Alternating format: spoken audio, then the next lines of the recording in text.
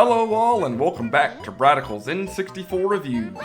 Today we have a unique game, one that is a 2D side-scroller, which is pretty rare in the N64 era. A game that features adorable protagonists you just want to pinch their big old noses. Yoshi's Story is a much-needed game in the franchise, mainly for the fact that the Yoshis are the only mainstream Mario character featured in this game.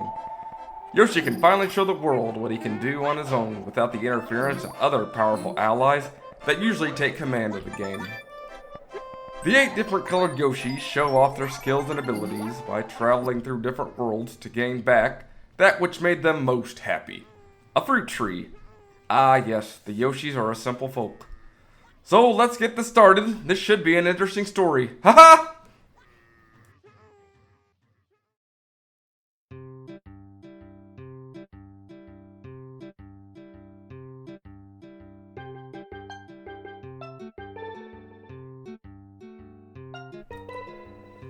The story begins with the Yoshis being content on their own little island, happy as can be. Of course, Bowser is jealous of everything in the Mario universe, and uses his warlock-like powers to turn their civilization into a storybook. 6 Yoshi eggs survived and were hatched. This is actually 8. It excludes the white and black Yoshis, but we'll get to that in a bit.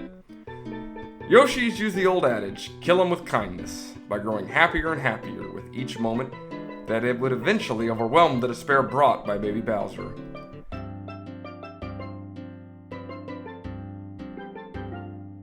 They set out to follow the trail of fruit, becoming just so darn happy in the possession of this tree. Oh, there's nothing like teaching others that we should base our happiness in material possessions. In my opinion, the Yoshi's true happiness lies in the friendships they made along the way. Quick tip. At the main menu, I'd go into practice mode first. Yoshi's Story has a good tutorial, and the controls and objectives are explained well in this mode. Basics such as flutter jumps and throwing eggs will be set up for you to practice. Most tips can be explained by the talking box. Simply jump underneath him and he will tell you valuable, relevant information for your situation. Other tips will be explored as well, but many of the smaller details will be visited in the main game. The main game, well, the entire game, is one player. The game consists of 6 pages of a storybook. Each page potentially has 4 available blocks. Page 1 by default has 4 blocks. However, after page 1, you must collect Special Heart to unlock the rest of the levels on the next page. 1 more level for each Special Heart. So if you collect all 3 on a particular level, then the next page will have levels 2, 3, and 4 unlocked. When levels turn from blue heart around the number to this red hue, then that level has been previously completed and is now available for playing anytime in the trial mode.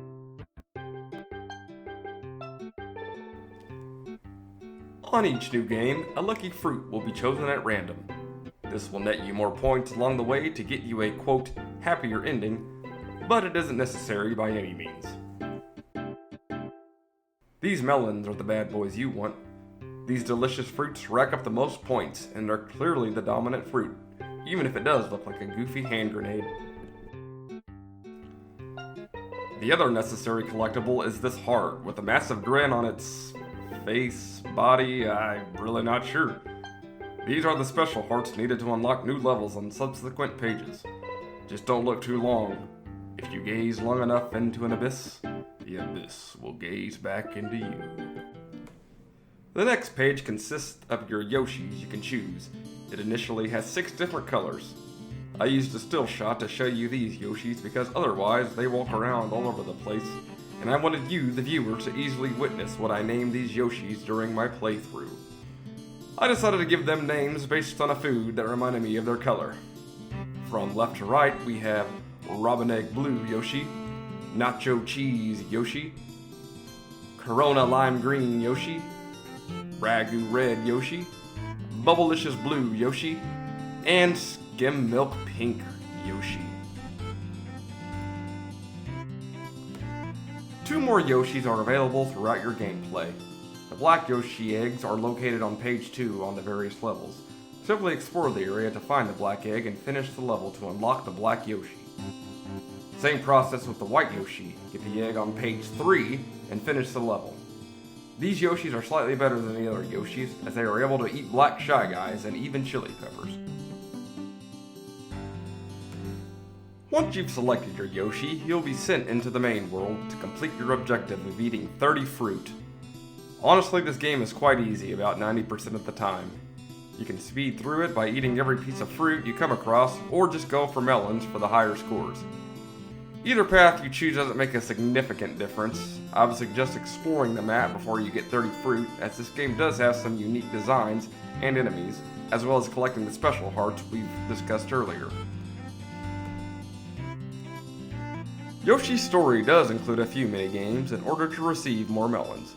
For example, there is a game that will stack melon blocks, and you must balance them all to the finish line. Simply lean them forward and then use your velocity to straighten them out, over and over and over again. The number of blocks that make it is the number of melons you receive at the end of the race. Another minigame is a foot race against a hypothetical chain chomp that is about to eat your fruit. Chomp will appear on the top of your screen, slowly making his way toward your melons, wanting to eat them. Get to the finish line before he can chomp on the fruit you rightfully deserve. Your frenemy, Lakitu, will bring you the melons that Chain Chomp didn't eat. There are some enemies you'll encounter, of course. Some really odd, like this Hey Arnold looking slug. I don't know if it's really an enemy though, but they do get in the way. There's a fireball breathing bone dragon that dramatically throws his head back every time he's hit by a small egg. There's a fuzzy caterpillar with fungus growing on him, which I will warn you is highly contagious. Just run away or jump over this creep. There's also this inflated eldritch horror that will aggressively blow you. These are just a sample of the many nightmarish enemies you'll occur in this rated E for everyone game. Page 3 is the halfway point, obviously. After completing, you'll be approached by a certain mini-boss depending on the block you choose. Frankly, these are just more slightly difficult than regular enemies. In Vizzo, you just hit with eggs. He's got, quote, invisibility, but you can clearly see his movement as he gets near you. Clown Candy is my favorite boss. This dude literally tells you how to defeat him in the text box. Simply lick, lick, lick this dude. I always wanted to eat cotton candy while fighting him. Heck, I may post a video of me doing that someday. I take that back. Eating cotton candy while playing on Nintendo 64, that can make the controller really sticky. Well, unless someone wanted to, feed me as I play. You'll meet allies along the way as well. My personal favorite is Poochie, the Borkin badass collar, no weird, big ol' pit bull hybrid. He'll help you locate items if you sniff near his area. We also have a green dragon to glide us across the skies to collect fruit. Apparently Shenron from the DBZ universe is on our side on this one. Sorry about your demotion from Dragon Balls to melons. An ally you'll see on every stage is Miss Warp. Miss Warp is a friendly tridactyl. Yes, I had to Google this. Also, I found that this is technically what Yoda is from the Star Wars universe. Relation, maybe? Tinfoil hat people, send me your theories. There are 4 of her on each stage. Simply jump on her and she'll awaken. Once you discover one of her sisters, you can jump on her head to be teleported to her kin for fast travel. Another useful ally you come across is the White Shy Guy. The White Shy Guy can rescue a previously captured Yoshi. A Yoshi is captured, or what I call it, death, but hey, it is a rated E for everyone game. When your Yoshi runs out of life, they are picked up by Baby Bowser's cronies, also called toadies, and taken to the castle as they cry. You can then select the White Shy Guy to go on a reconnaissance mission. I don't know, I make some of this stuff up, I have a wild imagination. He does get in and out of there really fast, though. Why didn't the Yoshis just ride the Shy Guys to get to Bowser's castle? We're not having that argument here. He grabs one of your captured Yoshis and makes them playable again in the campaign. I guess he dips afterwards because the Shy Guy is nowhere to be found. Once you collect 30 fruit on page 6, you'll be taken to the final showdown against Baby Bowser. Yoshi finally starts showing some anger, but let's be real, they are just way too cute to be considered a threat. 8 of them together though, oh man, that's cuteness overload.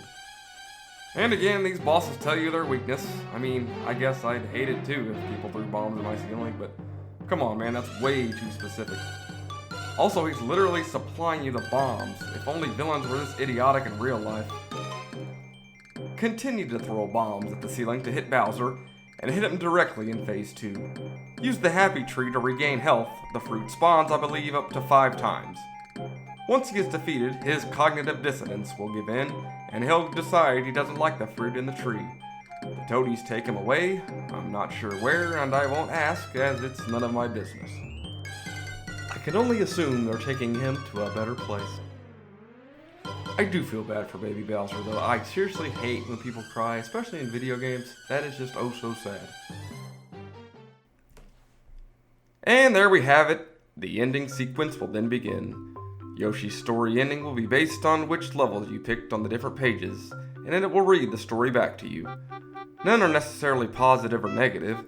It's just the route you took, and really all have a positive connotation when it's all said and done. If you're a completionist and want every ending, don't even think about it. With there being 4 levels to pick from on 6 pages, that's 4 to the 6th power different stories that could possibly happen. Oh, and of course there's the 7th scenario, depending on how high your score was to determine how happy the Yoshis are. So, in essence, that is 4 to the 7th power, or 16,384 possible stories here. But hey, if you want to get every possible ending, more power to you. Thank you all, I hope you enjoyed this story. And there you have it, folks. Thank you for watching Bradical's playthrough of Yoshi's story. Overall, I'd give this game a slightly above average score. The pros outweigh the cons, but very slightly. The biggest complaints that I have about this game really are that it is one player. I think when it comes to these games that are kind of family friendly and rated E for everyone, there should be a multiplayer option. I know games in the past like this have had a 2-player option, such as Super Mario Brothers. I really wish you could switch off, but this game doesn't offer that option. Another big complaint I have on this is the speed at which you can beat it.